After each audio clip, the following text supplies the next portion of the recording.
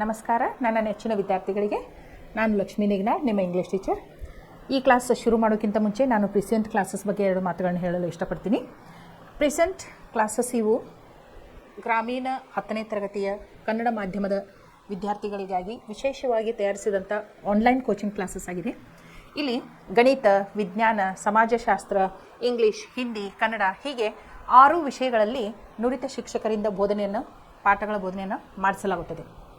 ಇಲ್ಲಿ ನಾವು ಶಿಕ್ಷಕರು ಕೇವಲ ಪಠ್ಯಪುಸ್ತಕವನ್ನು ಮಾತ್ರ ಅಳವಡಿಸಿಕೊಳ್ಳದೆ smart class, smart board, video clips, audio clips ಹೀಗೆ ನಾನಾ ವಿಧವಾದ ಟೀಚಿಂಗ್ ಮೆಥಡ್ಸ್ಗಳನ್ನ ಅಳವಡಿಸಿಕೊಂಡು ವಿಷಯಗಳನ್ನು ನಿಮಗೆ ಆಳವಾಗಿ ತಿಳಿಸುವ ಪ್ರಯತ್ನವನ್ನು ಮಾಡ್ತಾ ಇದ್ದೇವೆ.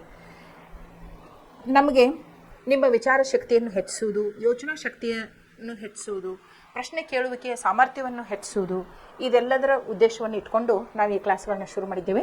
ಹಾಗಾದರೆ ಇವತ್ತಿನ ಪಾಠಕ್ಕೆ ತಾವೆಲ್ಲರೂ ಸಿದ್ಧರಿದ್ದೀರಾ? ಓಕೆ, ನಾವು ಏನು ಕಲಿಯಾಗ್ತೀವಿ ಅಂತಂದ್ರೆ ಆರ್ ವೆಂಕಟರಮನ್ ಅವರು ಬರೆದಂತಹ ಒಂದು ಆರ್ಟಿಕಲ್, ಅದರೊಳಗಿಂದು ಒಂದು extract doctor B R Ambedkar ಅನ್ನುವಂಥ ಪಾಠವನ್ನು ನಾವು ಕಲಿಯಾಕತ್ತೀವಿ. ಈಗಾಗಲೇ ನಾವು 10 ಪ್ಯಾರಾಗ್ರಾಫನ್ನು ಮುಗಿಸಿದ್ದೇವೆ. ಇವತ್ತು 11ನೇ ಪ್ಯಾರಾಗ್ರಾಫನ್ನು ನಾವು ಕಲಿಬೇಕು. ಓಕೆ, ಇಲ್ಲಿ ನೋಡ್ರಿ, ಮೊದಲು ಓದ್ತೀನಿ, ಆಮೇಲೆ word by word, sentence by sentence ನಿಮಗೆ ಎಕ್ಸ್ಪ್ಲನೇಷನ್ ಮಾಡ್ತಾ ಹೋಗ್ತೇನೆ. About 2500 years ago, the Buddha had questioned the caste divisions in India. He said the only valid divisions are the divisions between those who are noble and wholesome and those who are ignoble and unwholesome. The Tamil poetess Avai had said similarly that there are only 2 castes in the world, namely the charitable who give and are superior, and the misers who do not and are therefore inferior. Throughout the course of Indian history, great sages and saints exposed the hollowness of these divisions and sought to bring all the communities of India together in a creative partnership. But caste, by virtue of its power structure, showed itself to be firmly entrenched. ಇಲ್ಲಿ ನೋಡ್ರಿ, ಇದೇನು ಜಾತಿ ಪದ್ಧತಿ ಅಂತ ಐತಲ್ಲ, ಸ್ವಲ್ಪ ನಾನು ನಿಮಗೆ ಒಂದು ಸ್ವಲ್ಪ ಇತಿಹಾಸ ಹೇಳ್ತೀನಿ. ಈ ಜಾತಿ ಅಂತೀವಲ್ಲ, ಇದ್ರ ಇತಿಹಾಸ ಹೆಂಗೆ ಬಂತು ಅಂತಂದ್ರೆ, ನಮ್ಮ ಭಾರತ ದೇಶ ಯಾವತ್ತಿದ್ರು ಏಲಿಯನ್ಸ್ ಹೊರಗಡೆಯಿಂದ ಬಂದವರು ಆಳಿದವ್ರು, ನಮ್ಮನ್ನು ಹೆಚ್ಚು ಹೊರಗಡೆಯಿಂದ ಬಂದವ್ರನ್ನ ಆಳಿದಾರೆ. ಈಗ ಸೆಂಟ್ರಲ್ ಏಷ್ಯಾದಿಂದ ಆರ್ಯನ್ಸ್ ಅಂತ ಹೇಳಿ BC ಕಾಲದೊಳಗೆ ಬಂದಿದ್ರು ನಮ್ಮ ಭಾರತವನ್ನು ಆಳಲಿಕ್ಕೆ. ಅವಾಗ ಅವ್ರು ಏನು ಮಾಡಿದ್ರು, ಸೊಸೈಟಿ ಒಳಗೆ ಕೆಲಸ ಇವೇನು ಕಾರ್ಯಗಳು ಇರ್ತಾವಲ್ಲ, ನಾನಾ ವಿಧವಾದ ಕಾರ್ಯಗಳು ಇರ್ತಾವಲ್ಲ, ಅವನ್ನ ಸರಿಯಾಗಿ ವಿಭಜನೆ ಮಾಡಾಕ, ಸೊಸೈಟಿ ಒಳಗೆ ಜನರ ಮಧ್ಯೆ ವಿಭಜನೆ ಮಾಡಾಕ ಏನು ಮಾಡಿದರು, ಕಾಸ್ಟ್ಗಳನ್ನ ಮಾಡಿದರು. ಆಮೇಲೆ ಏನಂತಂದ್ರು, ಬ್ರಾಹ್ಮಿನ್ಸ್, ಬ್ರಾಹ್ಮಿನ್ಸ್, ಕ್ಷತ್ರಿಯಾಜ, ವೈಶ್ಯಾಜ, ಶೂದ್ರಾಜ ಅಂತ ಹೇಳಿ ಮಾಡಿದ್ರು. ಇವು ಹೆರಿಡಿಟಿ ಇರ್ತಿರ್ಕಿಲ್ಲ. ಈಗ ಅವ್ರು ಕೆಲಸ ಮಾಡೋದ್ರ ಮೇಲೆ, ಅವ್ರ ಸ್ಕಿಲ್ಸ್, ಕಲೆಗಳ ಮೇಲೆ ಇದು ಕಾಸ್ಟ್ ಸಿಸ್ಟಮ್ ಮುಂದುವರಿತಾ ಹೋಗ್ತಿತ್ತು. ಈಗ ರಾಜನ ಮಗನ ರಾಜ ಆಗ್ಬೇಕಂತ ಇರೋಕ್ಕಿಲ್ಲ. ಯಾರು ಆ ಪೊಸಿಷನ್ಗೆ ತಕ್ಕವ್ರು ಇರ್ತಾರಲ್ಲ, ಅವ್ರು ಬೇಕಾದವ್ರು ರಾಜ ಆಗ್ಬೋದಾಗಿತ್ತು. ಆದ್ರೆ ಬರ್ಬರ್ತಾ ಏನಾಯ್ತು, ಇದು ಕಾಸ್ಟ್ ಸಿಸ್ಟಮ್ ರಿಜಿಡ್ ಆಗಿಬಿಡ್ತು. ಆ ಜಾತಿಯೊಳಗೆ ಹುಟ್ಟಿದವ್ರು ಅದೇ ಜಾತಿಯೊಳಗೆ ಉಳ್ಕೋಬೇಕಂತ ಹೇಳಿ.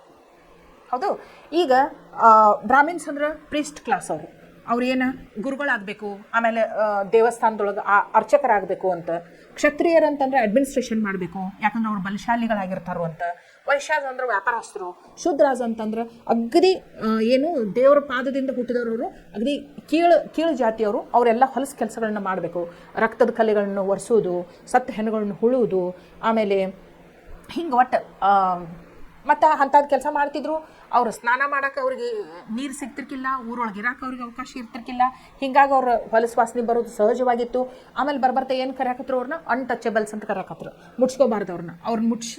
ಮುಟ್ಟಿಸ್ಕೊಂಡ್ರೆ ನಾವು ಅಪವಿತ್ರ ಆಗ್ತೇವೆ ಅನ್ನುವಂಥ ಕಾನ್ಸೆಪ್ಟ್ ತೊಗೊಂಡು ಬಂದರು. ಹಿಂಗೆ ನಾನಾ ರೀತಿಯ ಹಿಂಸೆಗಳನ್ನ ಕೊಡ್ಕೊತನೇ ಬಂದಿದ್ರು.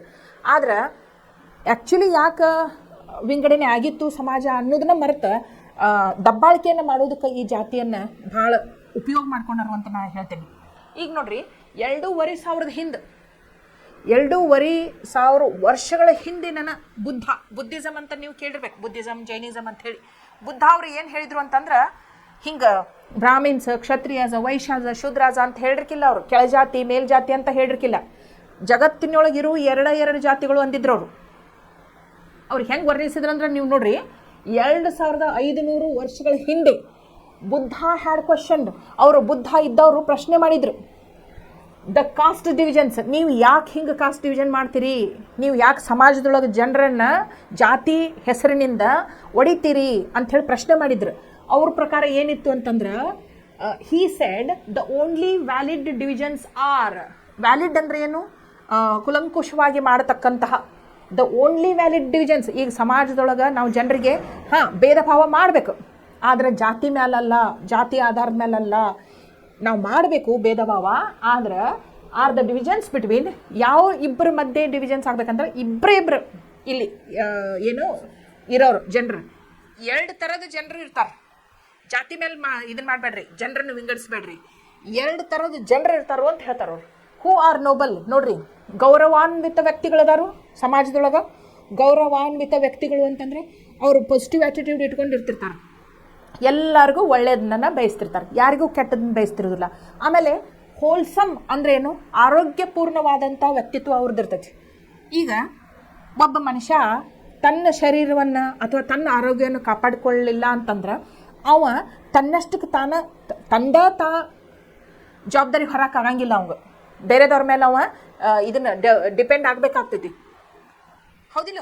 ಅಂಥದ್ರೊಳಗೆ ಅವ ಸಮಾಜದ ಏಳಿಗೆಗಾಗಿ ಏನು ಶ್ರಮಿಸಕ್ಕೆ ಸಾಧ್ಯ ಐತೆ ಹೇಳ್ರಿ ನೋಡೋಣ. ಅದಕ್ಕೆ ಎಲ್ಲದಕ್ಕಿಂತ ಮಿಗಿಲಾದದ್ದು ಯಾವುದು ಅಂತಂದ್ರೆ, ನೀವು ದುಡ್ಡಿಗೆ ಮಹತ್ವ ಕೊಡಬಾರ್ದು, ಆರೋಗ್ಯಕ್ಕೆ ಮಹತ್ವ ಕೊಡಬೇಕು.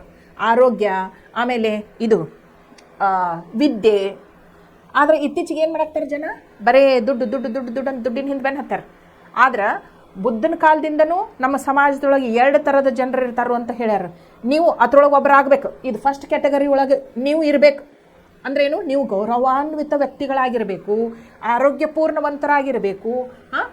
ಇದು ಒಂದು ಡಿವಿಷನ್. ಗೌರವಾನ್ವಿತ ವ್ಯಕ್ತಿಗಳಂದ್ರೆ ಯಾರು, ಎಲ್ಲರ ಕಡೆಯಿಂದ ಸನ್ಮಾನ ಮಾಡಿಸ್ಕೊಳ್ಳೋರು. ಈಗ ಸಿಕ್ಕವ್ರಿಗೆ ನೀವು ಸನ್ಮಾನ ಮಾಡಂದ್ರೆ ಮಾಡ್ತೀರಿ, ಗೌರವದಿಂದ ಕಾಣಂದ್ರೆ ಕಾಣ್ತೀರಿ, ಅವ್ರ ಕ್ಯಾರೆಕ್ಟರ್ ನೋಡ್ತೀರಿ, ಅವ್ರ ಬಿಹೇವಿಯರ್ ನೋಡ್ತೀರಿ, ಅವ್ರ ಜನರ ಜೊತೆ ಹೆಂಗೆ ಬೆರೀತಾರೆ ನೋಡ್ತೀರಿ. ಇದನ್ನೆಲ್ಲ ನೋಡ್ಕೊಂಡು ಅವ್ರು ರೆಸ್ಪೆಕ್ಟ್ ಕೊಡ್ತೀರಿ ನೀವು, ಹೌದಿಲ್ಲ? ಇದಕ್ಕೆ ಗೌರವ ಕೊಡೋಕ್ಕಾಗಂಗಿಲ್ಲ. ಆಮೇಲೆ ಆರೋಗ್ಯಪೂರ್ಣವಾದ ವ್ಯಕ್ತಿ ಅಂದ್ರೆ ಹೆಂಗೆ, ಅವು ತನ್ನಷ್ಟಕ್ಕೆ ಮೊದಲು ಪ್ರೀತಿ ಮಾಡ್ಕೋಬೇಕು, ತನ್ನ ಆರೋಗ್ಯದ ಕಾಪಾಡ್ಕೋಬೇಕು. ಅವು ಹೆಲ್ದಿ ಇದ್ರೆ ಉಳ್ಕಿದವ್ರ ಜನರ ಬಗ್ಗೆ ಅವು ಒಳ್ಳೆಯದನ್ನು ಬಯಸಾಕ ಯೋಚಿಸೋಕೆ ಸಾಧ್ಯ ಆಗ್ತೈತಿ. ಅವ ಶರೀರ ನೆಟ್ಟಗೆ ಇಟ್ಕೊಳ್ಳಿಲ್ಲ ಅಥವಾ ಯಾವುದೋ ಒಂದು ರೋಗದಿಂದ ಪೀಡಿತನಾಗಿದ್ದ ಅಂತಂದ್ರೆ ಅವ ಸಮಾಜಕ್ಕೆ ಹೊರೆ ಆಗ್ತಾನೆ ಹೊರತಾಗಿ ಸಮಾಜಕ್ಕೆ ಅನುಕೂಲಕರವಾದಂಥ ಯಾವುದೇ ಕೆಲಸ ಕಾರ್ಯಗಳನ್ನ ಅವನಿಂದ ಮಾಡೋಕ್ಕೆ ಸಾಧ್ಯ ಇಲ್ಲ. ಅದಕ್ಕೆ ನೀವು ಏನಾಗಬೇಕು ನೋಡ್ರಿ, ಬುದ್ಧನ ಪ್ರಕಾರ ನೀವು ಯಾವ ಕ್ಯಾಟಗರಿ ಒಳಗೆ ಇರಬೇಕು ಅಂತಂದ್ರೆ ನೀವು ಗೌರವಾನ್ವಿತ ವ್ಯಕ್ತಿಗಳಾಗಿರಬೇಕು. ಆಮೇಲೆ ನೀವು ಏನು ಆರೋಗ್ಯಪೂರ್ಣರಾಗಿರಬೇಕು. ಆಮೇಲೆ ಇನ್ನೊಂದು ಕ್ಯಾಟಗರಿ ಪೀಪಲ್ ಹೇಳ್ತಾರೆ ಅವ್ರು. ಇನ್ನೊಂದು ಟೈಪ್ ಪೀಪಲ್ ಯಾರು ಅಂತಂದ್ರೆ ದೋಸ್ ಹೂ ಆರ್ ಇಗ್ನೋಬಲ್. ಇಗ್ನೋಬಲ್ ಅಂತಂದ್ರೆ ಅಗೌರವ. ಅವ್ರನ್ನ ನೋಡಿದ್ರೆ ನಿಮಗೆ ರೆಸ್ಪೆಕ್ಟ್ ಕೊಡ್ಬೇಕು ಅನಿಸ್ತಿರೋದಿಲ್ಲ. ಅವ್ರು ಬರೀ ಮಂದಿಗೆ ಕಪಟ, ಮೋಸ, ದ್ರೋಹ, ಸುಳ್ಳು ಮಾತಾಡೋದು, ಆಮೇಲೆ ಇನ್ನೊಬ್ಬರಿಗೆ ನಷ್ಟ ಆಗುವಂಗೆ ನೋಡ್ಕೊಳ್ಳೋದು ಅಂತ ಮಾಡ್ತಿರ್ತಾರೆ. ಅವ್ರನ್ನ ನೋಡಿದ್ರೆ ನಿಮಗೆ ಗೌರವ ಕೊಡ್ಬೇಕು ಅನಿಸ್ತಿರೋದಿಲ್ಲ. ಸೊ ಇನ್ನೊಂದು ಡಿವಿಷನ್ ಯಾರಂತಾರವ್ರು, ಒಬ್ಬರು ಒಳ್ಳೆಯವರು, ಒಬ್ಬರು ಕೆಟ್ಟವರು. ಕೆಟ್ಟವರು ಅಂತ ಹೆಂಗೆ ಗುರುತಿಸ್ತೀವಿ ನಾವು ಅಂತಂದ್ರೆ, ಅವರು ಅಗೌರವ ಕೊಡ್ತೀವಿ ನಾವು ಅವ್ರಿಗೆ ರೆಸ್ಪೆಕ್ಟ್ ಕೊಡೋಂಗಿಲ್ಲ. ಯಾಕಂದ್ರೆ ಅವ್ರು ಅಂಥ ಕೆಲಸನ ಮಾಡ್ತಿರ್ತಾರೆ. ಆಮೇಲೆ ಯಾವುದು ಇಗ್ನೋಬಲ್ ಆ್ಯಂಡ್ ಅನ್ಹೋಲ್ಸಮ್. ನೋಡ್ರಿ, noble, ignoble, antonyms, opposite words. Noble, ignoble, ಗೌರವಾನ್ವಿತ, ಅಗೌರವಾನ್ವಿತ. ಹೋಲ್ಸಮ್, ಆರೋಗ್ಯಪೂರ್ಣ, ಅನಾರೋಗ್ಯ. ಇದು ನೋಡ್ರಿ, ಅನ್ಹೋಲ್ಸಮ್, ಅನಾರೋಗ್ಯದಿಂದ ಬಳಲ್ತಿರ್ತಾರೆ ಅವರು. ಸೊ ಸಮಾಜದೊಳಗೆ ಎರಡು ಡಿವಿಷನ್ಸ್ ಅದಾವೆ. ಒಂದು ನೋಬಲ್ ಹೋಲ್ಸಮ್, ಇನ್ನೊಂದು ಇಗ್ನೋಬಲ್ ಅನ್ಹೋಲ್ಸಮ್ ಅಂತ ಹೇಳ್ತಾರೆ.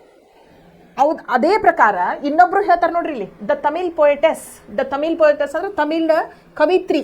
ಅವ್ರ ಹೆಸರೇನಿತ್ತು, ಅವೈ ಅಂಥೇಳಿ. ತಮಿಳ್ ಭಾಷೆ ಒಳಗೆ ಕವನಗಳ ಬರೆಯುವಂಥ ಕವಿತ್ರಿ ಅವೈ ಅನ್ನುವರು ಹ್ಯಾಡ್ ಸೆಡ್. ಅವರು ಏನು ಹೇಳಿದರು ಅಂತಂದ್ರೆ, ಸಿಮಿಲರ್ಲಿ ಇವ್ರೇನು ಬುದ್ಧ ಅವ್ರು ಹೇಳ್ಯಾರಲ್ಲ ಅದೇ ಪ್ರಕಾರನ ಅವರು ಹೇಳಿದರು. 2 ಡಿವಿಷನ್ ಅಂದಿದ್ರು ಅವರು ಸಮಾಜದೊಳಗೆ. That there are only 2 caste in the world. 2 ಜಾತಿಗಳದಾವು ಜಗತ್ತಿನೊಳಗೆ ಅಂತ ಹೇಳಿದರು. 2 ಜಾತಿ ಅದಾವ ಅಂತಂದ್ರು. ಯಾವ ನೋಡ್ರಿ, namely the charitable who give. ನೋಡ್ರಿ, ದಾನಿಗಳು ಅಂತ ಹೇಳ್ತಾರ ಅವರು. ಒಂದು ಜಾತಿ ಯಾರ್ದು?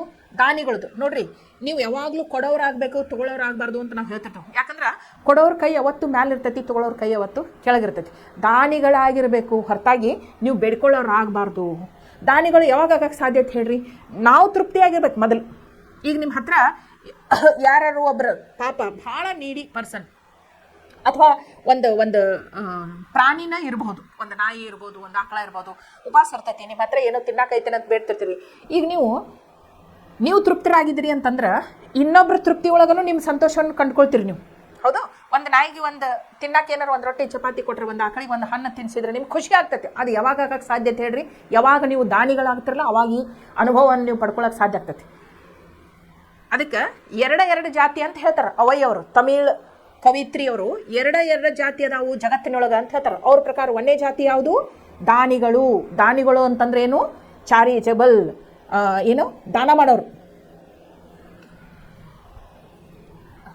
ಅವ್ರನ್ನ ಏನಂತ ಕರೀತಾರ ಅಂತಂದ್ರೆ, ಯಾರು ದಾನ ಮಾಡ್ತಿರ್ತಾರಲ್ಲ ಅವರಿಗೆ ಸುಪೀರಿಯರ್ಸ್ ಅಂತಾರ. ಅವ್ರು ಕೆಳಗಿನ ಜಾತಿ ಮೇಲಿನ ಜಾತಿ ಅಂತ ನಾವು ಮಾತಾಡ್ತೀವಲ್ಲ, ಅದು ಸುಳ್ಳು. ದಾನ ಧರ್ಮ ಯಾರು ಮಾಡ್ತಿರ್ತಾರಲ್ಲ, ಇನ್ನೊಬ್ರ ಕಷ್ಟ ಸುಖ ಯಾರು ಅರ್ಥ ಮಾಡ್ಕೋತಿರ್ತಾರಲ್ಲ, ತಮಗೆ ಕಡಿಮೆ ಇದ್ದರೂ ಇನ್ನೊಬ್ರಿಗೆ ಸಹಾಯ ಮಾಡ್ತಿರ್ತಾರಲ್ಲ, ಅಂಥವ್ರು ದಾನಿಗಳು. ಆ ದಾನಿಗಳನ್ನ ಉಚ್ಚ ಜಾತಿಯವರು ಅಂತ ಹೇಳ್ತಾರೆ ಅವಯ್ಯವರು. ಆಮೇಲೆ ಇನ್ನೊಂದು ಜಾತಿ ಯಾವುದು ಅಂತ ಹೇಳ್ತಾರೋ? ಮೈಜರ್, ಜಿಪುನ. ಅವರಿಗೆ ಸ್ವಂತಕ್ಕೆ ವಿಚಾರ ಮಾಡ್ತಿರ್ತಾರೆ. ಅವ್ರಿಗೆ ಇನ್ನೊಬ್ರು ಕೊಡೋದಂತೂ ಭಾಳ ದೂರಿನ ಮಾತು. ಅವ್ರಿಗೆ ಇನ್ನೊಬ್ರದ್ದು ನೋವು ಅರ್ಥ ಆಗಂಗಿಲ್ಲ. ಅವ್ರು ಬರೇ ಸೆಲ್ಫಿಶ್, ಸ್ವಾರ್ಥಿಗಳಾಗಿರ್ತಾರೆ. ಕಷ್ಟ ಸುಖ ಇನ್ನೊಬ್ರದ್ದು ಏನೂ ಅವ್ರು ಕನ್ಸಿಡರ್ ಮಾಡಂಗಿಲ್ಲ. ಬರೇ ತಮ್ಮದಷ್ಟ ನೋಡ್ಕೋತಿರ್ತಾರೆ. ಇವ್ರು ಅವಯ್ಯವ್ರು ಏನಂತಾರು? ಇನ್ಫೀರಿಯರ್. ನೋಡ್ರಿ, ಮತ್ತೆ ಅಂಟೋನಿಮ್ಸ್ ಬಂದು ಅಪೋಸಿಟ್ ವರ್ಡ್ಸ್. Superior, inferior. ಮತ್ತು ಚಾರಿಟೇಬಲ್, ಮೈಸರ್. ದಾನಿಗಳು, ಜಿಪುನರು. ನೋಡ್ರಿ, ಲಿಸ್ಟ್ ಆಫ್ ಆಂಟೋನಿಮ್ಸ್ ಮಾಡಿರಿ, ಕಲ್ಕೊಳ್ರಿ, ನಿಮ್ಮದೇ ಆದಂಥ ವಾಕ್ಯಗಳೊಳಗೆ ಪ್ರಯೋಗ ಮಾಡಿರಿ. ನಿಮ್ಮ ಭಾಷೆ ಭಾಳ ಸುಧಾರಿಸ್ತೈತಿ ಅಂತ ನಾನು ಹೇಳ್ತೀನಿ. ಓಕೆ, ಪ್ರಾಕ್ಟೀಸ್ ಮಾಡ್ಬೇಕು ಯಾವತ್ತಿದ್ರು ಇಂಥವ್ನು. So misers who do not and are there for inferior. ಅವರು ಬೇಡಿಸ್ಕೊತಿರ್ತಾರೆ ಇನ್ನೊಬ್ಬರ ಕಡೆ. ಸೊ ಅವ್ರು ಎಂದೂ ಶ್ರೇಷ್ಠ ಆಗಕ್ಕೆ ಸಾಧ್ಯ ಇಲ್ಲ. ಅವ್ರ ಉಚ್ಚ ಜಾತಿಯವ್ರು ಆಗಕ್ಕೆ ಸಾಧ್ಯ ಇಲ್ಲ. ಅವ್ರು ಕೆಳಗಿನ ಜಾತಿಯವ್ರನ್ನ ಅಂತ ಹೇಳ್ತಾರೆ. ಸೊ ಇಂಥ ಮಹಾನ್ ವ್ಯಕ್ತಿಗಳು ಜಾತಿ ಬಗ್ಗೆ ಇಂಥ ತಮ್ಮ ಅಭಿಪ್ರಾಯಗಳನ್ನ ಹೇಳಬೇಕಾದಾಗ ನಾವು ನೋಡ್ರಿ ಏನೇನು ಮಾಡ್ಕೊಂಡು ಕೂತು ಬರೀ ದಬ್ಬಾಳಿಕೆ ಮಾಡೋದು, ಇನ್ನೊಬ್ಬರದ್ದು ಅಸಹಾಯಕತೆಯನ್ನು ಬಂಡವಾಳ ಮಾಡ್ಕೊಳ್ಳೋದು, ಅವ್ರ ಉದ್ಧಾರ ಆಗಲಾರ್ದಂಗೆ ನೋಡ್ಕೊಳ್ಳೋದು, ಹಂಗೆ ಮಾಡಬಾರ್ದು ಅಲ್ಲ. ಸೊ ಇಲ್ಲಿ ನೋಡ್ರಿ, through out the course of Indian history, ನಮ್ಮ ಇದೇನು ಭಾರತದ ಇತಿಹಾಸ ಐತಲ್ಲ, ಈ ಇತಿಹಾಸದ ಉದ್ದಕ್ಕೂ ನೋಡ್ರಿ, ಹಿಸ್ಟ್ರಿ ಅಂದರೆ ಇತಿಹಾಸ. ಈ ಭಾರತದ ಇತಿಹಾಸದ ಉದ್ದಕ್ಕೂ ಗ್ರೇಟ್ ಸೇಜಸ್, ನೋಡ್ರಿ, ಸಾಧು ಸಂತರು and saints exposed the hollowness of these divisions and sought to bring all the communities of India together in a creative partnership. ಎಷ್ಟೋ ಜನ ಸಾಧು ಸಂತರು ನೀವು ಕೇಳಿರ್ಬೇಕು. 12ನೇ ಶತಮಾನದೊಳಗೆ ಬಸವಣ್ಣವರು ಏನು ಹೇಳಿದರು? ಜಾತಿ ಅನ್ನಂದ್ರು ಅವರು. ಇಲ್ಲ, ಎಲ್ಲರೂ ನಾವು ಸರಿ ಸಮಾನರು ಅಂತಂದರು. ಆದ್ರೆ ಅದನ್ನ ಒಂದು ದೊಡ್ಡ ಜಾತಿ ಮಾಡ್ಕೊಂಡು ಕುಂತಾರೆ. ಈಗ ಲಿಂಗಾಯತರು ಅನ್ಕೋತಾರೆ, ಹೌದಿಲ್ಲ? ಸೊ ಸಮಾಜದೊಳಗೆ ಯಾವಾಗ ಕ್ರಾಂತಿಕಾರಿಗಳು ಜನಿಸ್ತಾರೋ ಆ ಟೈಮ್ದೊಳಗೆ ಅವ್ರ ಹೋರಾಟಕ್ಕೆ ಜಯ ಸಿಗ್ತೈತಿ. ಆ ಟೈಮ್ದಾಗ ಅಷ್ಟೇ ಜನರು ಅವ್ರ ಮಾತಿಗೆ ಒಪ್ಕೊಂಡು ಅವ್ರ ಪ್ರಕಾರ ನಡ್ಕೋತಿರ್ತಾರೆ. ಮತ್ತು ಸ್ವಲ್ಪ ದಿನ ಆದಮೇಲೆ ಅದು ಏನು ಅವ್ರದ್ದು ಕ್ಷೀಣಿಸ್ತೈತಲ್ಲ ಅವ್ರದ್ದು ಪವರ್, ಮತ್ತು ತಮ್ಮದ ಚಲೋ ಮಾಡ್ತಾರೆ. ಬಸವಣ್ಣವ್ರು ಹೇಳಿದರು, ಜಾತಿ ಭೇದ ಮಾಡಬೇಡ್ರಿ, ಎಲ್ಲರೂ ಸರಿ ಸಮಾನರು, ಎಲ್ಲರೂ ದೇವ್ರ ಸೃಷ್ಟಿನ, ಎಲ್ಲರಿಗೂ ದೇವರ ಹುಟ್ಟಿಸಿದಾನು. ಆಮೇಲೆ ಯಾವುದೂ ನಮ್ಮದು ಕೈಯೊಳಗಿಲ್ಲ, ನಾ ಇದೇ ಜಾತಿಯೊಳಗೆ ಹುಟ್ಟಬೇಕು, ನಾ ಇಲ್ಲೇ ಬೆಳಿಬೇಕು, ನಾ ಹಿಂಗೆ ಸಾಯಬೇಕು, ನಮ್ಮ ಕೈಯೊಳಗೆ ಏನೂ ಇಲ್ಲ, ಎಲ್ಲ ಮಾಡಿದ್ದ ದೇವ್ರು. ಆ ದೇವ್ರ ನಮ್ಮೆಲ್ಲರನ್ನೂ ಸೃಷ್ಟಿ ಮಾಡಿದಾನ ಅಂತಂದ್ರೆ ನಾವು ಯಾರು? ನಮ್ಮೊಳಗನ ಹಿಂಗೆ ಒಂದು ಲೇಬಲ್ ಹಚ್ಕೊಳಕ್ಕೆ ನಾವು ಯಾರು ಅಂಥೇಳಿ ಸಾಕಷ್ಟು ಮಹಾನ್ ಸಾಧು ಸಂತರನ್ನು ಇದ್ರ ಬಗ್ಗೆ ಭಾಳ ಹೇಳಿದರು. ಜಾತಿ ಭೇದ ಮಾಡಬೇಡ್ರಿ ಅಂತ ಹೇಳಿದರು.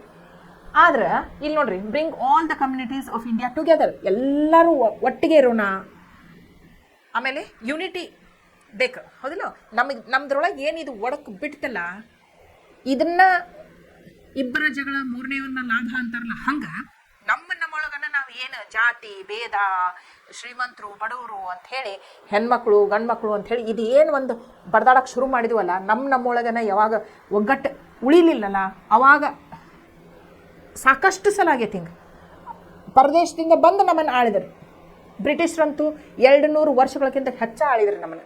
ಇದನ್ನು ಅವರು ಉಪಯೋಗ ಮಾಡಿಕೊಂಡ್ರು. ಏನ ನಮ್ಮೊಳಗನ ಯೂನಿಟಿ ಇರಾಕಿಲ್ಲಲ್ಲ, ಅದನ್ನು ಅವರು ತಮ್ಮದು ಅಸ್ತ್ರವನ್ನಾಗಿ ಬಳಸಿಕೊಂಡು ನಮ್ಮನ್ನು ಎಷ್ಟು ದಿನ ಗುಲಾಮರನ್ನಾಗಿ ಮಾಡಿ ಆಳಿದ್ರು ನಮ್ಮ ಮೇಲೆ. ಅದರಿಂದ ನಾವು ಕಲಿಬೇಕಾದದ್ದು ಭಾಳ ಐತಿ, ಹೌದಿಲ್ಲ? ಸೊ ಇಲ್ಲಿ ನೋಡಿರಿ, ಬಟ್ ಕಾಸ್ಟ್ ಇಲ್ಲಿ ನೋಡಿ, ಇದೇನು ಸಾಕಷ್ಟು ಜನ ಹೇಳ್ಕೊತ ಬಂದ್ರೂ ಇದೇನು ಜಾತಿ ಅನ್ನೋದು ಐತಲ್ಲ, by virtue of it's power ಅದ್ರದ್ದು ಏನು ಅಂತ ಶಕ್ತಿ ಐತೆ ಗೊತ್ತಿಲ್ಲ. ಅವ್ರು ಹೇಳಬೇಕಾದಾಗ ಅಷ್ಟೇ ಜನ ಎಲ್ಲ ಹ್ಞೂ ಅಂತಾರೋ, ಆಮೇಲೆ ಮತ್ತು ತಮ್ಮದ ನಡೆಸ್ತಾರೋ. ಶೋಡ್ ಇಟ್ ಸೆಲ್ಫ್ ಎಷ್ಟು ಅದು ತನ್ನಷ್ಟಕ್ಕೆ ತಾನ ತೋರಿಸ್ಕೊಂಡೈತೆ ಅಂತಂದ್ರೆ, ಫರ್ಮ್ಲಿ ಅಂತಂದ್ರೆ ಭಾಳ ಗಟ್ಟಿಯಾಗಿ. ಈಗ ಒಂದು ದೊಡ್ಡ ಆಲದ ಮರ ಬೆಳೆದೈತಿ ಅಂತಂದ್ರೆ ಅದಕ್ಕೆ ಮೊದಲು ಏನು ಇಂಪಾರ್ಟೆಂಟ್ ಹೇಳ್ರಿ, ಅದ್ರ ರೂಟ್ಸ್ ಫರ್ಮ್ಲಿ ಭೂಮಿಯನ್ನು ಆಳವಾಗಿ ಇಳಿದು ಗಟ್ಟಿಯಾಗಿ ಹಿಡ್ಕೊಂಡು ಬಿಟ್ಟಿರ್ತಾವೆ. ಅದಕ್ಕೆ ಅದು ಆಲದ ಮರ ಎಂಥ ಬಿರುಗಾಳಿ ಬಂದ್ರೂ ಅಳಿಗಾಡಂಗಿಲ್ಲ, ಹೌದಿಲ್ಲ? ಹಂಗೆ ಈ ಜಾತಿ ಅನ್ನೋದನ್ನು ಏನಾಗೈತಿ ಅಂತಂದ್ರೆ ನಮ್ಮ ಸಮಾಜದೊಳಗೆ ಬೇರೂರಿ ಬಿಟ್ಟೈತಿ. ಆಳವಾಗಿ ಬೇರುಗಳು ಹೋಗಿ ಗಟ್ಟಿಯಾಗಿ ಭೂಮಿಯನ್ನು ಹಿಡ್ಕೊಂಡ್ಬಿಟ್ಟು ಅಂದ್ರೆ ಅಷ್ಟು ಸ್ಟ್ರಾಂಗ್ ಆಗಿ ನಿಂತು ಬಿಡತ್ತದ ಜಾತಿ ಅನ್ನೋದು ಸಮಾಜದೊಳಗೆ. ಓಕೆ ಅಂತ ಹೇಳಿ ಈ 11ನೇ ಪ್ಯಾರಾಗ್ರಾಫ್ ಒಳಗೆ ಕೊಟ್ಟಾರು. ನೆಕ್ಸ್ಟ್ 12th ಪ್ಯಾರಾಗ್ರಾಫ್ ನೋಡೋಣ. Under the policy of divide and rule, the British rulers exaggerated caste distinctions and divided the people of India further to strengthen their hegemony over us. It was given to two great Indians of our time, Mahatma Gandhi and Dr. Baba Saheb Ambedkar, to repudiate caste and to proclaim the oneness of the Hindu community. Gandhiji did so by reminding the higher caste of their duty towards the depressed classes. Baba Saheb Ambedkar did the same by reminding them of their inherent rights to equality with the higher and more powerful castes. One stressed the duties, the other stressed the rights. Together, they brought about a veritable revolution in social thought.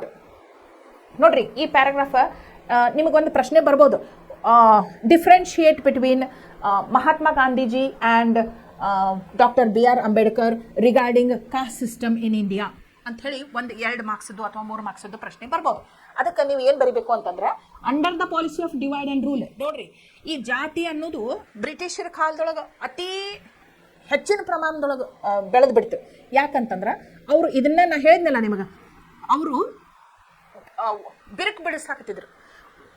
ಭಾರತೀಯರೆಲ್ಲರೂ ಒಗ್ಗಟ್ಟು ಆಗಬಾರ್ದು, ಅವರೆಲ್ಲರೂ ಒಗ್ಗಟ್ಟು ಆದರು ಅಂತಂದ್ರೆ ಬ್ರಿಟಿಷರನ್ನ ಏನು ಮಾಡ್ತಾರೋ, ದೇಶ ಬಿಟ್ಟು ಹೊಡೆದು ಓಡಿಸ್ತಾರೋ.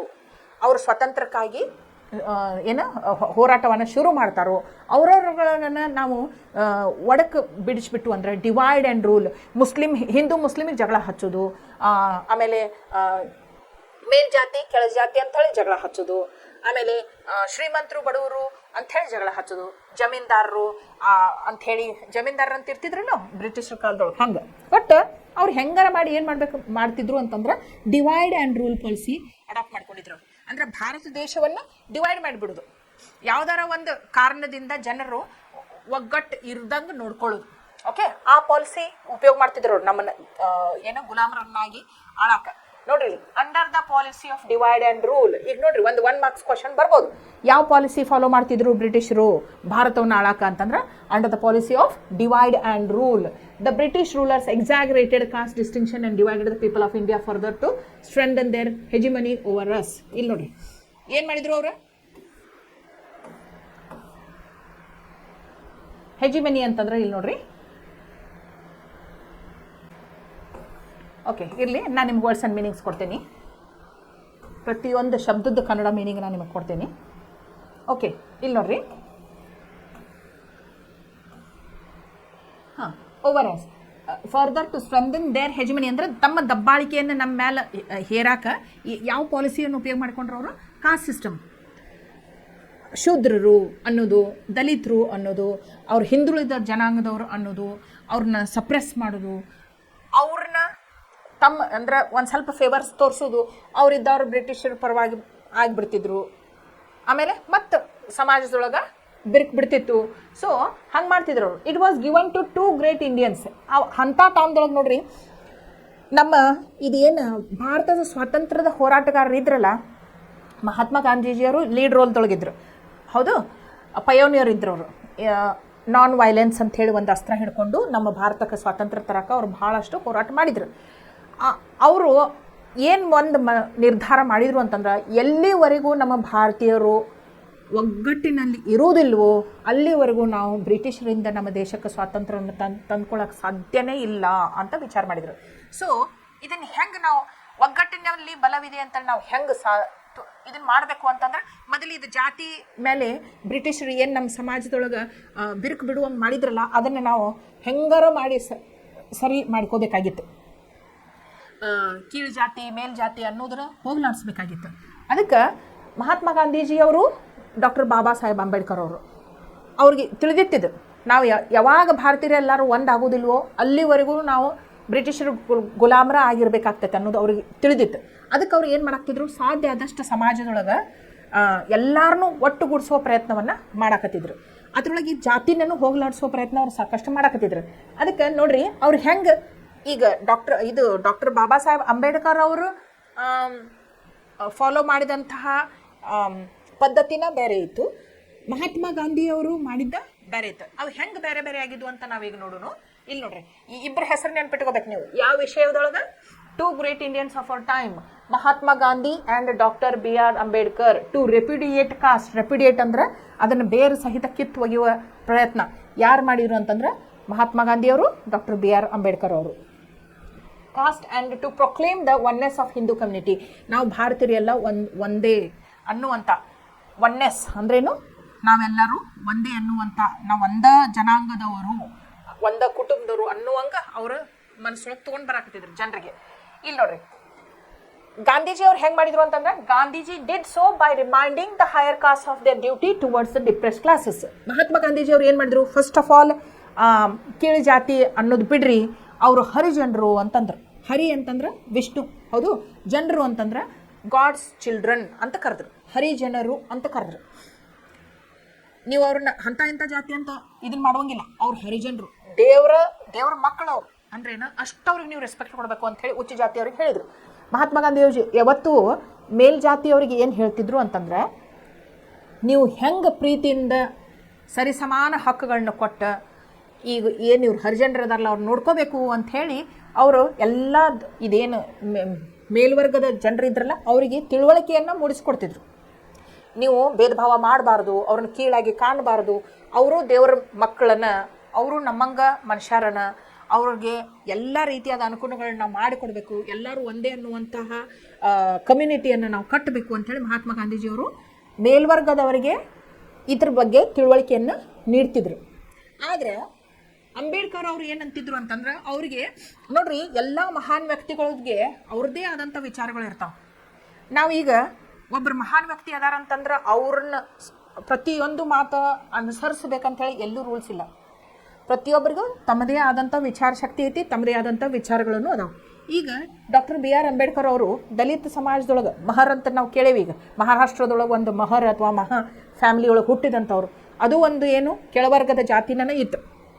ಅವ್ರಿಗೆ ಏನು ಅನ್ನಿಸ್ತಿತ್ತು ಅಂದ್ರೆ, ಮಹಾತ್ಮ ಗಾಂಧೀಜಿಯವರು ಹರಿಜನರು ಅಂದ್ರೂ ಅವರಿಗೆ ಕೆಳವರ್ಗದವ್ರು ಅಂದಂಗನ ಮನಸ್ಸಿಗೆ ಬೇಜಾರಾಗ್ತಿತ್ತು. ಯಾಕಂದ್ರೆ ಮಹಾತ್ಮ ಗಾಂಧೀಜಿಯವರು ಹರಿಜನರು ಅಂತ ಯಾರಿಗೆ ಕರೀತಾರೋ ಅಂತ ಎಲ್ಲರಿಗೂ ಗೊತ್ತಿದ್ದದೇ ಇತ್ತು. ಕೆಳಗಿನ ಜಾತಿಯವ್ರಿಗಾರ ಹರಿಜನರು ಅಂತಾರಂತ ಗೊತ್ತಿತ್ತು, ಕೆಳಗಿನ ಜಾತಿ ಅನ್ನೋ ಬದಲು ಹರಿಜನರು ಅಂತಾರೆ ಅಷ್ಟೇ. ಅವ್ರಿಗೆ ಅದು ಇಷ್ಟ ಇರೋಕ್ಕಿಲ್ಲ. ಅದಕ್ಕೆ ಅವ್ರು ಏನು ಮಾಡಕತ್ತರು, ಮಹಾತ್ಮ ಗಾಂಧೀಜಿಯವರು ಮೇಲ್ವರ್ಗದ ಜನರಿಗೆ ಹೆಂಗೆ ಡಿಪ್ರೆಸ್ಡ್ ಕ್ಲಾಸಸ್ ಪ್ರತಿ ಗೌರವ ತೋರಿಸ್ಬೇಕು, ಅವ್ರನ್ನೂ ಸಮಾಜದೊಳಗೆ ನಮ್ಮಂಗನ ಅಂತ ಸರಿಸಮಾನ ಹಕ್ಕುಗಳನ್ನ ಕೊಟ್ಟು ಅವ್ರ ಜೊತೆ ನಾವು ಒಂದಾಗಬೇಕು ಅಂತ ಇವ್ರು ಹೇಳ್ತಿದ್ರಲ್ಲ, ಹಂಗೆ ಡಾಕ್ಟರ್ ಬಿ ಆರ್ ಅಂಬೇಡ್ಕರ್ ಅವರು ಈಗೇನು ಡಿಪ್ರೆಸ್ಡ್ ಕ್ಲಾಸಸ್ ಇದ್ರಲ್ಲ ಅವ್ರಿಗೆ ತಿಳುವಳಿಕೆ ಮೂಡಿಸ್ಕೊಡಕತ್ರ. ನೀವು ಅವ್ರ ದಬ್ಬಾಳಿಕೆ ಒಳಗೆ ಬರಬಾರ್ದು, ನಿಮಗೆ ನಿಮ್ಮದೇ ಆದಂತಹ ಹಕ್ಕುಗಳದಾವು, ಮೂಲಭೂತ ಹಕ್ಕುಗಳದಾವು, ಅವ್ರಿಗೆ ಹೆಂಗದಾವಲ್ಲ ಹಂಗೆ ಸರಿಸಮಾನವಾಗಿ ನಿಮಗೂ ಹಕ್ಕುಗಳದಾವು ಅನ್ನುವಂಥದ್ದನ್ನು ತಿಳುವಳಿಕೆಯನ್ನು ಡಿಪ್ರೆಸ್ ಕ್ಲಾಸಸ್ ಒಳಗನ ಅಂಬೇಡ್ಕರ್ ಅವರು ಮೂಡ್ಸಾಕತ್ರು.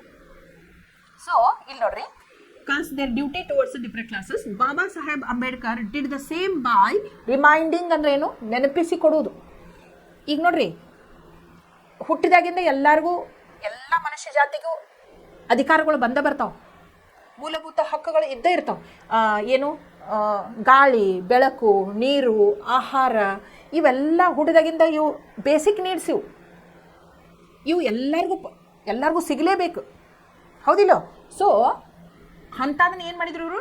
ಬಾಬಾ Saheb Ambedkar did the same by reminding, ನೆನಪಿಸಿಕೊಟ್ರು. ಯಾರಿಗೆ ನೆನಪಿಸಿಕೊಟ್ರು? ದೆಮ್ ಆಫ್ ದೇರ್ ಡಿಪ್ರೆಸ್ ಕ್ಲಾಸಸ್ಗೆ ನೆನಪಿಸಿಕೊಟ್ರು. ಇನ್ಹೆರೆಂಟ್ ರೈಟ್ಸ್, ನೀವು ಹುಟ್ಟಿದಾಗಿಂದ ಬಂದಂತಹ ನಿಮಗೆ ಹಕ್ಕುಗಳದಾವಲ್ಲ ಅದನ್ನು ನೆನಪಿಸಿಕೊಟ್ರು. ಆ ಹಕ್ಕುಗಳೊಳಗೆ ಏನು? ಇಕ್ವಾಲಿಟಿ, ಸಮಾನತೆ ಅನ್ನೋದು ಅದರೊಳಗೆ ಒಂದು ಮೊದಲಿದ್ದದ್ದಿತ್ತು. With the higher and more powerful caste, ಸಮಾನತೆ, ಎಲ್ಲ ಜನರ ಜೊತೆ ಸಮಾನತೆಯಾಗಿ ಇರುವಂಥ ಹಕ್ಕು ನಮಗೂ ಐತಿ ಅನ್ನುವಂಥದ್ದನ್ನ ನೆನಪಿಸಿಕೊಟ್ರು. ಒನ್ ಸ್ಟ್ರೆಸ್ ದ ಡ್ಯೂಟೀಸ್, ಒಬ್ರು ಏನು ಮಾಡಿದರು? ಮಹಾತ್ಮ ಗಾಂಧೀಜಿಯವರು ಹೈಯರ್ ಕ್ಲಾಸಸ್ದವ್ರಿಗೆ ನಿಮ್ಮ ಧರ್ಮ ಏನು, ಡ್ಯೂಟಿ ಅಂದರೆ ಏನು? ಧರ್ಮ. ನಿಮ್ಮ ಧರ್ಮ ಏನು ಅನ್ನೋದನ್ನು ನೆನಪಿಸ್ಕೊಟ್ರು. ಧರ್ಮ ಅಂದರೆ ಏನು? ಎಲ್ಲರನ್ನೂ ಸರಿ ಸಮಾನವಾಗಿ ನೋಡ್ಕೊಳ್ಳೋದು ನಮ್ಮ ಧರ್ಮ, ನಮ್ಮದು ಹಿಂದೂ ಧರ್ಮ.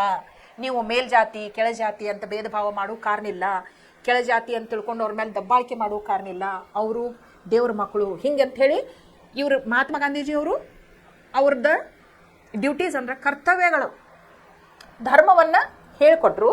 ಅದ ಈ ಅಂಬೇಡ್ಕರ್ ಅವರು ಏನು ಮಾಡಿದ್ರು ನೋಡ್ರಿ, one stress the duties, the other stress the rights together. ನೋಡ್ರಿ ಇವರು ಅಂಬೇಡ್ಕರ್ ಅವ್ರು ಏನು ಹೇಳಿದ್ರು? ನಿಮ್ಮ ಹಕ್ಕುಗಳದಾವು. ಈ ಡಿಪ್ರೆಸ್ ಕ್ಲಾಸಸ್ಗೆ ನಿಮಗೆ ಹಕ್ಕುಗಳದಾವು, ಎಲ್ಲರ ಜೊತೆ ಸರಿ ಸಮಾನವಾಗಿ ಬಾಳಿ ಬದುಕುವ ಹಕ್ಕುಗಳು ನಿಮಗೆ ಹುಟ್ಟಿದಾಗಿನಿಂದೆಲ್ಲ ಬಂದಾವು, ನೀವು ಯಾಕೆ ದಬ್ಬಾಳಿಕೆಗೆ ಒಳಗಾಗ್ತೀರಿ ಅಂಥೇಳಿ ತಿಳುವಳಿಕೆಯನ್ನು ಮೂಡಿಸಿದ್ರು. ಇಬ್ಬರು ಸೇರಿಸಿ ಏನು ಮಾಡಿದರು? ಮಹಾತ್ಮ ಗಾಂಧೀಜಿಯವರು ಮತ್ತು ಡಾಕ್ಟರ್ ಬಿ ಆರ್ ಅಂಬೇಡ್ಕರ್ ಅವರು ಇಬ್ಬರು ಸೇರಿಸಿ ಏನು ಮಾಡಿದ್ರು? ದೇ ಬ್ರಾಟ್ ಏನು ತೊಗೊಂಡು ಬಂದರು ಅಂತಂದ್ರೆ ಅಬೌಟ್ ಅ ವೆರಿಟೇಬಲ್ ರೆವಲ್ಯೂಷನ್, ಒಂದು ಸಂಗ್ರಾಮವನ್ನು ಮಾಡಿಬಿಟ್ರು ಅವರು. ಭಾಳ ಇಂಪಾರ್ಟೆಂಟ್ ಸಂಗ್ರಾಮವನ್ನು ಮಾಡಿದರು.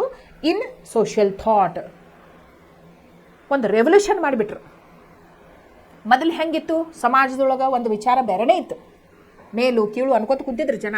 ಆದ್ರೆ ಮಹಾತ್ಮ ಗಾಂಧೀಜಿಯವರು ಮತ್ತು ಅಂಬೇಡ್ಕರ್ ಅವರು ಒಂದು ಸಮಾಜದೊಳಗಿನ ಈ ವಿಚಾರಗಳನ್ನು ಹೊಸ ತಿರುವು ಕೊಟ್ಟುಬಿಟ್ರು. ಓಕೆ, ನೆಕ್ಸ್ಟ್ ಪ್ಯಾರಾಗ್ರಾಫ್ ನೋಡ್ರಿ. ವೆನ್ ಬಾಬಾ ಸಾಹೇಬ್ ಪಾಸ್ಡ್ ಅವೇ, ನೋಡ್ರಿ, when Baba Saheb passed away in December 1956, Jawaharlal Nehru made a moving reference in the Lok Sabha, describing Baba Saheb as a symbol of revolt. He said, I have no doubt that whether we agreed with him or not in many matters, that perseverance, that persistence, and that, if I may use the word, sometimes virulence of his opposition to all this did keep the people's mind awake and did not allow them to become complacent about matters which could not be forgotten, and helped in rousing up those groups in our country which had suffered for so long in the past. It is therefore sad that such a prominent champion of the oppressed and depressed in India, and one who took such an important part in our activities, has passed away. ಇಲ್ಲಿ ನೋಡ್ರಿ, ಈ ಪ್ಯಾರಾಗ್ರಾಫ್ದಾಗ 13ನೇ paragraph ಒಳಗೆ ಏನೈತಿ ಅಂತಂದ್ರೆ doctor B R Ambedkar ಅವರು past ಅವೇ ಅಂದರೆ ಏನಾಯ್ತು? ಅವರು ತೀರ್ ಹೋದರು. ಯಾವಾಗ? 1956 ಡಿಸೆಂಬರ್ 1956 ಒಳಗೆ ಅವರು ಸ್ವರ್ಗವಾಸಿ ಆದರು. ಅವಾಗ ವೆನ್ ಬಾಬಾ ಸಾಹೇಬ್ ಪಾಸ್ಟ್ ಅವೇ, ಈಗ ನೋಡ್ರಿ ಎಷ್ಟೋ ಜನ ಏನು ಮಾಡ್ತಾರೋ ಅಂತಂದರೆ, ಈಗ ಯಾರೋ ಸತ್ತಾರಂತ ಹೇಳ್ತಿರ್ತಾರಲ್ಲ, ಸತ್ತಾರಂತ ಹೇಳ್ದು ಇದು ಕನ್ನಡದೊಳಗೆ ತೀರ್ಕೊಂಡಾರು, ಸ್ವರ್ಗವಾಸಿ ಆಗ್ಯಾರು ಅಂತ ಹೇಳ್ತೀವಿ. ಇಂಗ್ಲೀಷ್ ಒಳಗೆ ಪಾಸ್ಟ್ ಅವೇ ಅಂತ ಹೇಳಬೇಕು. ಇದು ಕರೆಕ್ಟ್ ವರ್ಡ್. ಎಕ್ಸ್ಪೈರ್ ಆಗ್ಯಾರು ಅಂತ ಹೇಳಬಾರ್ದು.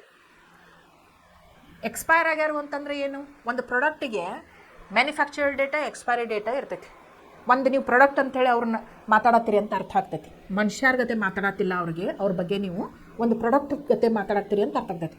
ಯಾವುದು ಎಲ್ಲ ಏನೇ ತೊಗೋಬೇಕಾದಾಗ ನೀವು ನೋಡ್ತಿರಲ್ಲ, ಒಂದು ಹಾಲಿನ ಮೇಲೆ ಇರ್ಬೋದು, ಒಂದು ಮೊಸರಿನ ಮೇಲೆ ಇರ್ಬೋದು, ಒಂದು ಬ್ರೆಡ್ ಮೇಲೆ ಇರ್ಬೋದು, ಯಾವುದೇ ಒಂದು ನಿಮಗೆ ಉಪಯೋಗ ಆಗುವಂಥ ವಸ್ತುಗಳನ್ನ ತೊಗೋಬೇಕಂತಿದ್ರೆ ಮ್ಯಾನುಫ್ಯಾಕ್ಚರ್ ಡೇಟ್ ನೋಡ್ತೀರಿ, ಎಕ್ಸ್ಪೈರಿ ಡೇಟ್ ನೋಡ್ತೀರಿ, ಹೌದಿಲ್ಲ? ಅದೇನು ಒಂದು ವಸ್ತು, ಮನುಷ್ಯರ ವಸ್ತುಗೆ ಕಂಪೇರ್ ಮಾಡೋಕೆ ಆಗಂಗಿಲ್ಲ, ಹೌದಿಲ್ಲ? ಸೊ ಯಾರು ತೀರ್ಕೊಂಡಾರು ಅಂತ ಹೇಳೋದಿತ್ತಂದ್ರೆ he has passed away, the politician has passed away, film star has passed away, my grandmother has passed away, ಹಿಂಗೆ ಪಾಸ್ಡ್ ಅವೇ ಅಂತ ಹೇಳಬೇಕು. ಎಕ್ಸ್ಪೈರ್ ಆಗ್ಯಾರ ಅಂತ ಹೇಳಬಾರ್ದು. ಯಾಕಂದ್ರೆ ಎಕ್ಸ್ಪೈರ್ ಅಂತಂದ್ರೆ ನಾವು ಇದನ್ನು ವಸ್ತುಗಳಿಗೆ ಉಪಯೋಗ ಮಾಡ್ತೇವೆ. ಓಕೆ, ಸೊ ಪಾಸ್ಟ್ ಅವೇ ಯಾವಾಗ ತೀರ್ ಹೋದರು? ಡಿಸೆಂಬರ್ 1956. ಅವಾಗ ನಮ್ಮ ರಾಷ್ಟ್ರದ ಸ್ವತಂತ್ರ ಭಾರತದ ಮೊಟ್ಟ ಮೊದಲ ಪ್ರಧಾನಮಂತ್ರಿ ಆದಂಥ ಜವಾಹರ್ಲಾಲ್ ನೆಹರು ಅವರು ಇವ್ರ ಬಗ್ಗೆ ಒಂದೆರಡು ಮಾತು ಮಾತಾಡಿದರು ಅವ್ರು ತೀರ್ಕೊಂಡಾಗ. Made a moving reference in the Lok Sabha. ಅಲ್ಲಿ ಲೋಕಸಭಾ ಒಳಗೆ ಡಾಕ್ಟರ್ ಬಿ ಆರ್ ಅಂಬೇಡ್ಕರ್ ಅವ್ರ ಬಗ್ಗೆ ಮಾತಾಡಿದರು.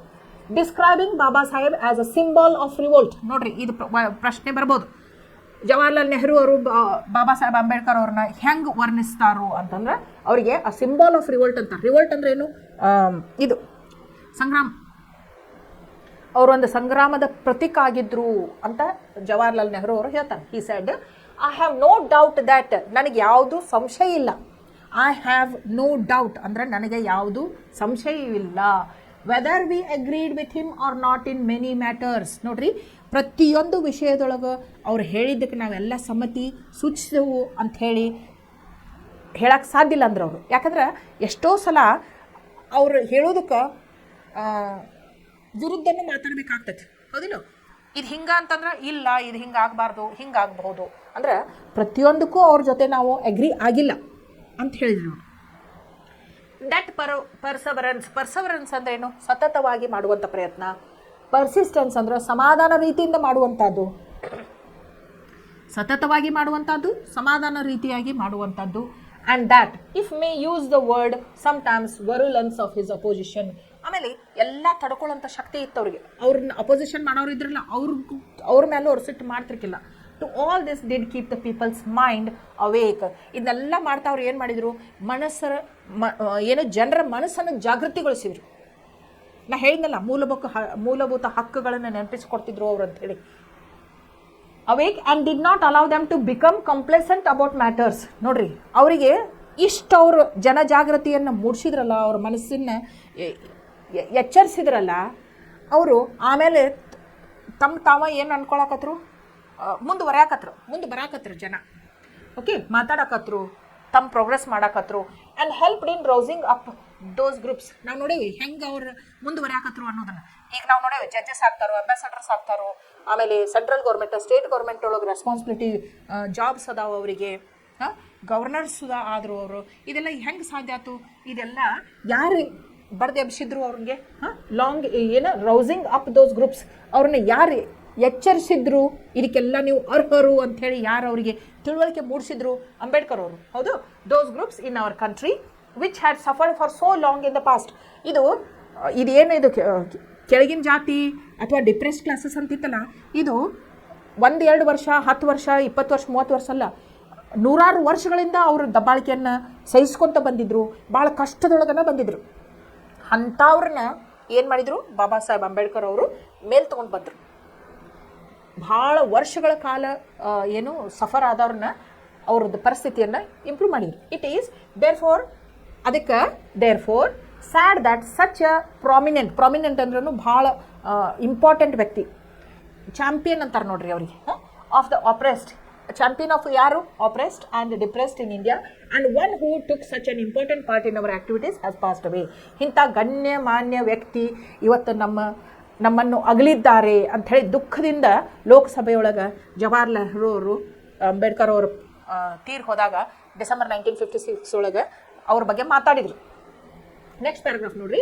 There can be no doubt that the day is not far off when Baba Saheb Ambedkar's dream of samata will become a reality. ಇಲ್ಲಿ ನೋಡ್ರಿ, ಇಲ್ಲಿ ಏನಂದ್ರೆ there can be no doubt, ಇನ್ನು ಯಾವುದೇ ಸಂಶಯ ಇರಕ್ಕೆ ಸಾಧ್ಯನೇ ಇಲ್ಲ. ಯಾಕಂದ್ರೆ ಒಂದು ದಿನ ಬರ್ತೈತಿ. ಯಾವಾಗ ಅಂದ್ರೆ ಒಂದು ದಿನ, ಎಂಥ ದಿನ ಅಂತಂದ್ರೆ ಎಲ್ಲಿ ಸಮಾಜದೊಳಗೆ ಎಲ್ಲರೂ ಸರಿ ಸಮಾನವಾಗಿ ತಮ್ಮ ಹಕ್ಕುಗಳನ್ನ ಎಂಜಾಯ್ ಮಾಡ್ತಾ ಜೀವನ ಚಲೋ ಲೀಡ್ ಮಾಡ್ತಾರೋ ಅಂಥದ್ದು ಇನ್ನು ಭಾಳ ದಿನ ಉಳಿದಿಲ್ಲ. ಆಮೇಲೆ ಡಾಕ್ಟರ್ ಬಿ ಆರ್ ಅಂಬೇಡ್ಕರ್ ಅವರು ಕಂಡಂಥ ಕನಸು ನನಸಾಗೋದು ಭಾಳ ದಿನ ಉಳಿದಿಲ್ಲ ಅಂತ ಹೇಳ್ತಾ, ಅಂಬೇಡ್ಕರ್ಸ್ ಡ್ರೀಮ್ ಅವ್ರ ಕನಸಿತ್ತು. ಸಮತಾ ಅಂದ್ರೇನು? Equality will become a reality. ಎಲ್ಲರೂ ಸರಿ ಸಮಾನರಾಗಿ ಬಾಳಿ ಬದುಕುವ ಇದೊಂದು ಕನಸು ಏನಿತ್ತಲ್ಲ ಡಾಕ್ಟರ್ ಬಾಬಾ ಸಾಹೇಬ್ ಅಂಬೇಡ್ಕರ್ ಅವ್ರದ್ದು, ಅದು ನನಸಾಗಾಕ ಇನ್ನೇನು ಭಾಳ ದಿನ ಹತ್ತುದಿಲ್ಲ ಅಂಥೇಳಿ ಈ ಪಾಠವನ್ನು ಮುಗಿಸ್ತಾರೆ. ಇಲ್ಲಿ ನೋಡ್ರಿ, check your understanding, share your responses. What were the opinions of the Buddha and Avvai regarding the caste divisions? Buddha ಅವ್ರು ಏನಂದ್ರು? ನೋಬಲ್, ಹೋಲ್ನೆಸ್, 2 ಡಿವಿಷನ್ ಅದಾವಂತಂದ್ರು. ಒಂದು ನೋಬಲ್ ಮತ್ತು ಹೋಲ್ನೆಸ್ ಅಂದರೆ ಗೌರವಾನ್ವಿತ, ಆರೋಗ್ಯಪೂರ್ಣ ಒಂದು ಜಾತಿ. ಇನ್ನೊಂದು ಇಗ್ನೋಬಲ್, ಅನ್ಹೋಲ್ನೆಸ್ ಅಂತ ಹೇಳಿದರು. ಹೌದು. ಆಮೇಲೆ ಅವೈ ಅವ್ರು ಏನು ಹೇಳಿದರು? ಅವಯ್ಯವರು ಅಂದ್ರೆ ಏನು ಬ್ಯಾಡಗುಡ್ಡ ಅಂತ ಅವ್ರು ಹೇಳಿದ್ರು. ಅವಯ್ಯವ್ರು ಏನಂದ್ರು ಅಂತಂದ್ರೆ ಒಂದು ಇದು ಚಾರಿಟೇಬಲ್ ಅಂದ್ರೆ ದಾನಿಗಳು. ಅವ್ರು ಏನಂತ ಕರೆದ್ರು? ಸುಪೀರಿಯರ್ ಅಂತ ಕರೆದ್ರು, ಮೇಲ್ವರ್ಗದವರು ಅಂತ ಕರೆದ್ರು ಅವಯ್ಯವರು. ಇನ್ನೊಂದು ಕಾಸ್ಟ್ ಯಾವುದು? ಮೈಸರ್ಸ್ ಅಂದ್ರೆ ಏನು? ಸ್ವಾರ್ಥಿಗಳು, ಜಿಪುಣರು. ಅವ್ರನ್ನಂತ ಏನಂತ ಕರೆದ್ರು? ಇನ್ಫೀರಿಯರ್ ಅಂತ ಕರೆದ್ರು, ಕೆಳವರ್ಗದವರು ಅಂತ ಕರೆದ್ರು. ಇದನ್ನ ನೀವು ಬರಬೇಕು. Okay, cost system in India is in a strong position because of dash. Fill the blank picking the answer from the paragraph. Because of caste system in India is in strong position because of it is entrenched. Adu paragraph olgodi baridi. Why did the British magnify the caste distinctions? Because divide and rule policy. The word hegemony means distinction, control, strength. Control. Hegemony andre enu? Control. They brought about a veritable revolution in social thought. Who are they? Mahatma Gandhi ji, Dr. B.R. Ambedkar. What revolution is referred to here? What revolution? Removing the caste system in India. Is it not? How did they bring about the revolution? ಈಗ ನೀವು ಹೇಳಬೇಕು. ಏನು ಮಹಾತ್ಮ ಗಾಂಧೀಜಿ ಅವರು duties ಬಗ್ಗೆ ಮಾತಾಡಿದ್ರು. Upper cost ಪೀಪಲ್ಗೆ duties ಇದಾವೆ towards ಆಪ್ರೆಸ್ಡ್ class ಕಡೆ ಅಂತ ಹೇಳಿ. ಆಮೇಲೆ ಡಾಕ್ಟರ್ ಅಂಬೇಡ್ಕರ್ ಅವರು ಏನು ಮಾಡಿದ್ರು? ಆಪ್ರೆಸ್ಡ್ ಕ್ಲಾಸ್ ಅವರಿಗೆ ನಿಮ್ಮದೇ ಆದಂತಹ ಇನ್ಹೆರಿಟೆಡ್ ಏನು ರೈಟ್ಸ್ ಅನ್ನುವಂಥದ್ದನ್ನು ಅವರಿಗೆ ತಿಳುವಳಿಕೆ ಮೂಡಿಸಿಕೊಟ್ರು. Why did Nehru describe doctor Ambedkar as symbol of revolt? ಯಾಕೆ ಅವ್ರಿಗೆ ಹಂಗಂದ್ರು ಅಂತಂದ್ರೆ ಅವರು ಭಾಳ ಶ್ರಮ ವಹಿಸಿದ್ರು. ಸಮತಾ ಇರಲಿ ಬರಲಿ ಅನ್ನುವಂಥದ್ದಕ್ಕೆ ಅವರು ಡಾಕ್ಟರ್ ಬಿ ಆರ್ ಅಂಬೇಡ್ಕರ್ ಅವರು ಭಾಳಷ್ಟು ಶ್ರಮ ವಹಿಸಿದ್ರು. ಅದಕ್ಕೆ ಹಂಗಂದ್ರು. ನೋಡ್ರಿ, ಇವು ವರ್ಡ್ಸ್ ಆ್ಯಂಡ್ ಮೀನಿಂಗ್ಸ್ ಅದಾವೆ ಇಲ್ಲಿ ನೋಡ್ರಿ. Think about the text. Ambedkar had a great thirst for books when he was a student. Explain. First paragraph ಒಳಗಿಂದ ನೀವು ಬರಿಬೇಕು. ಥರ್ಸ್ಟ್ ಇತ್ತು ಹೆಂಗಂತಂದ್ರೆ ಅವ್ರು ತಮ್ಮ ಏನು ಡೈಲಿ ನೀಡ್ಸ್ ಕಟ್ ಮಾಡ್ಕೊಂಡಾದರೂ ಪುಸ್ತಕಗಳನ್ನು ತೊಗೋತಿದ್ರು. ಹಾಫ್ ರೇಟಿಂಗ್ ಓಲ್ಡ್ ಬುಕ್ಸ್ ತೊಗೊಂಡಿದ್ರು. ಲಂಡನ್ಗೆ ಹೋದಾಗೂ ಸೆಕೆಂಡ್ ರೌಂಡ್ ಟೇಬಲ್ ಕಾನ್ಫರೆನ್ಸಿಗೆ ಹೋದಾಗ 32 ಬಾಕ್ಸಸ್ ಒಳಗೆ ಹಾಕಿ ಅದನ್ನು ಭಾರತ ದೇಶಕ್ಕೆ ಕಳಿಸ್ಬೇಕಾಯ್ತು ಅನ್ನುವಂಥದ್ದನ್ನೆಲ್ಲ ಬರಿಬೇಕು. How did the 14th amendment to the US Constitution and Mahatma Phule influence Ambedkar ಅಂತಂದ್ರೆ ಇದು ವೈಟ್ಸ್ ಬ್ಲ್ಯಾಕ್ಸ್ ಅಂತ ಹೇಳಿ ಅಮೇರಿಕನ್ ಒಳಗೆ ಏನು 14th ಅಮೆಂಡ್ಮೆಂಟ್ ಆತಲ್ಲ ಅದನ್ನು ಅಲ್ಲಿ ನೋಡಿ ಅವರಿಗೆ ಭಾರತದೊಳಗೆ ಮೇಲ್ಜಾತಿ ಕೆಳಗಿನ ಜಾತಿ ಅನ್ನುವಂಥದ್ದು ನೆನಪು ಬಂದ್ಬಿಡ್ತು. ಅದೊಂದು ಫುಲೆ ಅವರು ಭಾಳ ಕೆಳಜಾತಿಯವ್ರನ್ನ ಮೇಲೆ ತರಕ್ಕೆ ಪ್ರಯತ್ನ ಮಾಡ್ತಿದ್ರಲ್ಲ ಅದನ್ನು ಬರೀ. There were great luminaries on the drafting committee. Dr. Ambedkar is remembered as its pilot. Give reasons for this. ಅವ್ರು ಎಷ್ಟು ಕಾಂಟ್ರಿಬ್ಯೂಷನ್ ಮಾಡಿದ್ರು ಕಾನ್ಸ್ಟಿಟ್ಯೂಷನ್ ರಚನೆ ಮಾಡೋಕ್ಕೆ, ಸಂವಿಧಾನ ರಚನೆಯನ್ನು ಮಾಡೋಕ್ಕೆ ಎಷ್ಟು ಕಾಂಟ್ರಿಬ್ಯೂಷನ್ ಮಾಡಿದರು, ಅವ್ರ ಕೊಡುಗೆಗಳು ಏನು ಇದ್ದು ಅಂಥೇಳಿ ನಾ ಹೇಳೇನಲ್ಲ. ನಾವು ಒಂದು ಮನೆ ಕಟ್ಸ್ಬೇಕಂತ ಅನ್ಕೋಬೋದು ಅಷ್ಟೇ, ಆದರೆ ಸಿವಿಲ್ ಇಂಜಿನಿಯರ್ ಬಂದು ಪ್ಲ್ಯಾನ್ ಹಾಕಿದಾಗ ಅದು ಕರೆಕ್ಟ್ ಆಗ್ತೈತಂತ. ಹಂಗೆ 300 ಜನರು ಕಾನ್ಸ್ಟಿಟ್ಯೂಯೆಂಟ್ ಅಸೆಂಬ್ಲಿ ಒಳಗೆ ಇದ್ರೂ ಅದು ಪರ್ಫೆಕ್ಟಾಗಿ ಹಿಂಗೆ ಆಗ್ಬೇಕಂತ ಹೇಳಿ ಮಾಡಿದವರು ಯಾರು? ಅಂಬೇಡ್ಕರ್ ಅವರು. ಅದಕ್ಕೆ ಅವ್ರಿಗೆ ಪೈಲಟ್ ಅಂತ ಅಂತಾರೆ. ಅವರಿಗೆ ಕಾನೂನು ರಚನೆ ಒಳಗೆ ಭಾಳಷ್ಟು ಇದಿತ್ತು, ನಾಲೆಜ್ ಇತ್ತು. Write a short note on doctor Ambedkar's idea perception of 3 pillars of state. ಈಗ ನಾವು ಹೇಳೇನಲ್ಲ, ಲೆಜಿಸ್ಲೇಚರ್, ಜುಡಿಷಿಯರಿ, ಎಕ್ಸಿಕ್ಯೂಟಿವ್ ಅಂತ ಹೇಳಿ, ಶಾಸಕಾಂಗ, ನ್ಯಾಯಾಂಗ, ಆಮೇಲೆ ಕಾರ್ಯಾಂಗ. ಈ ಮೂರದ್ರ ಬಗ್ಗೆ ಏನಿತ್ತು ಅನ್ನೋದು. ಅವು ಬರೀ ನಾವು ಕಾನ್ಸ್ಟಿಟ್ಯೂಷನ್ ಒಳಗೆ ಪವರ್ಸ್ ಕೊಡೋಕೆ ಅಷ್ಟೇ ಇರಬಾರ್ದು, ಅವು ಪವರ್ ಲಿಮಿಟು ಇರಬೇಕು ಅನ್ನುವಂಥದ್ದನ್ನು ಇವರು ಅಂಬೇಡ್ಕರ್ ಅವರು ಹೇಳಿದ್ದನ್ನು ನೀವು ಬರೀಬೇಕು. What are the significant observances of doctor Ambedkar on the constitution? ಏನು ಸಿಗ್ನಿಫಿಕೆಂಟ್ ಅಬ್ಸರ್ವೇಷನ್ಸ್ ಅಂತಂದ್ರೆ ಇದು ಅಧಿಕಾರಗಳನ್ನು ಕೊಡೋದಷ್ಟು ಆಗಬಾರ್ದು, ಲಿಮಿಟ್ ಮಾಡೋದು ಆಗಬೇಕು ಅಂತ ಹೇಳಿ ಲೆಸನ್ ನೋಡಿ ಬರೀರಿ.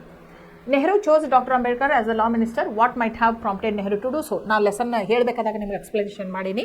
ಅವರ ಲಾ ಒಳಗೆ ಭಾಳ ನಾಲೆಜಬಲ್ ಇದ್ದರು, ಲಾ ಮೇಕರು ಇದ್ದರು. ಅವರ ಭಾಳಷ್ಟು ಸಂಗ್ರಾಮಗಳನ್ನ ಮಾಡಿದರು, ಹೋರಾಟಗಳನ್ನ ಮಾಡಿದರು.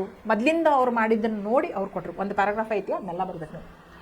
What made Dr. Ambedkar describe the methods of civil disobedience, non-cooperation and satyagraha as the grammar of anarchy? ಯಾಕಂದ್ರೆ ಏಲಿಯನ್ ಪವರ್ಸ್ ಇದ್ದಾಗ ನಾವು ಇವನ್ನೆಲ್ಲ ವೆಪನ್ಸ್ ಯೂಸ್ ಮಾಡ್ಬೋದು. ನಮ್ಮದೇ ಪ್ರಜಾಪ್ರಭುತ್ವ ಇದ್ದಾಗ ನಾವು ಹಿಂಗೆ ಮಾಡಿದರೆ loss of life, loss of public property ಆಗ್ತೈತೆ ಅನ್ನುವಂಥದಕ್ಕೆ ಇವ್ರು ಹಿಂಗೆ ಗ್ರಾಮರ್ ಆಫ್ ಅನಾರ್ಕಿ ಅಂದಾರ ಅಂತೇಳಿ ಬರಿಬೇಕು. How did Dr. Ambedkar and Mahatma Gandhi try to wipe out caste discrimination from India? ಅದು ಪ್ಯಾರಾಗ್ರಾಫ್ ನಂಬರ್ 13 ಅದನ್ನು ಬರೀರಿ. Discuss with your friend and complete the web chart. ಇದನ್ನು ನೀವು ಮಾಡಿರಿ. Read the following paragraph and replace the underlined words appropriately with the words given below in brackets.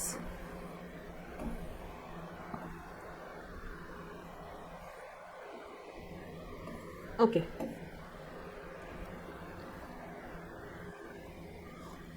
ನಾಳೆ ಏನು ಮಾಡೋಣ, ಇದನ್ನು ನಿಮಗೆ ಇನ್ನೊಂದು ಸಲ ನಾನು ಈ ಪಾಠದ ಪ್ರಶ್ನೆ ಉತ್ತರಗಳನ್ನ ಆಮೇಲೆ ಅದ್ರದ್ದು ಮೀನಿಂಗ್ ಒಂದು ಲಿಂಕ್ ಕೊಟ್ಟು ಮತ್ತೊಂದು ಸಲ ಅದ್ರ ಕ್ವಶನ್ ಆನ್ಸರ್ಸ್ ಡಿಸ್ಕಸ್ ಮಾಡಿ ಮುಂದೆ ಇನ್ನೊಂದು ಪದ್ಯ ಉಳಿದೈತಿ ನಿಮಗೆ ಈ ಇದ್ರೊಳಗೆ ನಾ ಅದನ್ನು ಕಲಿಸ್ತೇನೆ. ಓಕೆ. ಈ ಪಾಠದ ಪ್ರಶ್ನೆ ಉತ್ತರಗಳನ್ನ ನಾವೊಂದು ಲಿಂಕ್ ನಿಮಗೆ ಪ್ರೊವೈಡ್ ಮಾಡ್ತೀನಿ. ಅದನ್ನು ನೀವು ಚೆಂದಾಗೆ ಲಿಂಕ್ ಓಪನ್ ಮಾಡಿ ನೋಡ್ಕೋಬೇಕು. ಆಮೇಲೆ ನಾನು ಸ್ವತಃ ಏನು ಮಾಡ್ತೀನಿ, ಆ ಲಿಂಕ್ ಓಪನ್ ಮಾಡಿ ನಿಮಗೆ ಪ್ರಶ್ನೆ ಉತ್ತರಗಳನ್ನ ನಿಮ್ಮ ಜೊತೆ ಡಿಸ್ಕಸ್ ಮಾಡ್ತೇನೆ ನಾಳೆ. ಓಕೆ. Thank you.